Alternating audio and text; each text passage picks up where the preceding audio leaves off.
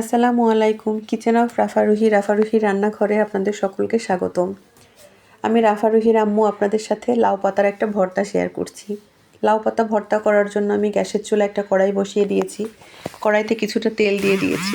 তেলটা যখন গরম হয়েছে সেই পর্যায়ে এখানে দুটো বাগদা চিংড়ি কেটে আমি তেলের মধ্যে ছেড়ে দিয়েছি। দিয়ে দিচ্ছি গোটা রসুন। ভর্তাতে রসুন খেতে সবারই ভালো লাগে। আর যেহেতু শাক ভর্তা রসুনটা দিলে বেশি ভালো লাগবে। শাক ভাজিতেও রসুন দিলে টেস্টটা অনেক বেশি হয়। শুধু পেঁয়াজ দিয়ে বাগার দিলে শাক ভাজির টেস্ট এত ভালো আসে না।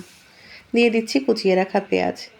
এখন শীতকাল, এই সময় বিভিন্ন ধরনের শাকসবজি পাওয়া যায় এবং বছরের অন্যান্য সময় থেকে এখন শাকসবজির দামটাও বেশ কম থাকে।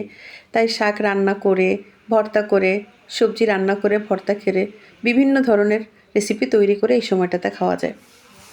শীতের সময় আমরা তরতাজা সবজিগুলো পেয়ে থাকি এবং শীতকালের প্রচুর শাকসবজি উৎপাদন হয়, যা বছরের অন্যান্য সময়তে অ্যাভেলেবেল থাকে না।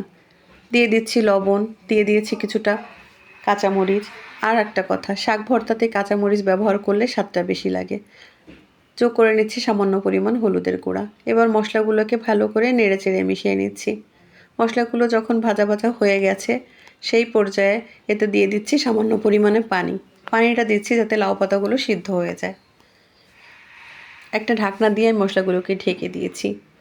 যখন এই মশলাগুলোতে পলক চলে আসবে সেই পর্যায়ে আমি ঢাকনাটা খুলে তাতে দিয়ে দেব আমার ধুয়ে পরিষ্কার করে রাখা লাউ পাতাগুলো। কচি লাউ পাতা ব্যবহার করলে ভর্তার স্বাদটা বেশি ভালো আসে। অনেকে লাউ পাতার সাথে ধনেপাতা দিয়েও ভর্তাটা করে থাকে। আমার কাছে আজকে ধনেপাতা অ্যাভেলেবেল ছিল না, আর আমরা খুলনা অঞ্চলের মানুষ ধনেপাতা খেতে একটু কম পছন্দ করে, তাই আর কি আমি ধনেপাতাটা দিইনি। এবার শাকগুলোকে নেড়েচেড়ে মিশিয়ে দিচ্ছি এবং অপেক্ষা করছি যতক্ষণ পর্যন্ত শাকটা ভালো করে সিদ্ধ না হয় এবং পানিটা শুকিয়ে না যায়। এই তো শাকগুলোকে নেড়েচেড়ে শুকিয়ে নিয়েছি এবং শাকগুলো ভালোভাবে সিদ্ধ হয়ে গেছে। এই পর্যায়ে আমরা পাটায় বেটেও নিতে পারি, আবার ব্লেন্ডারে ব্লেন্ডও করে নিতে পারি। এটা যার যার ইচ্ছা।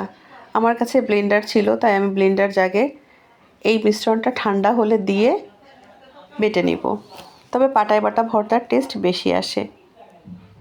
এই তো আমি ব্লেন্ডারের ছোটো জারটাতে ভর্তাগুলো দিয়ে দিচ্ছি।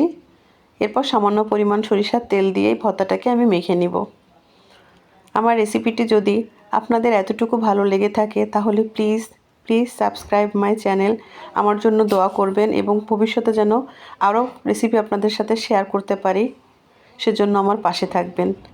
আর যেহেতু আমি খুবই নতুন, আমার ভুল ত্রুটি থাকলে প্লিজ ক্ষমা সুন্দর দৃষ্টিতে দেখবেন। আসসালামু আলাইকুম।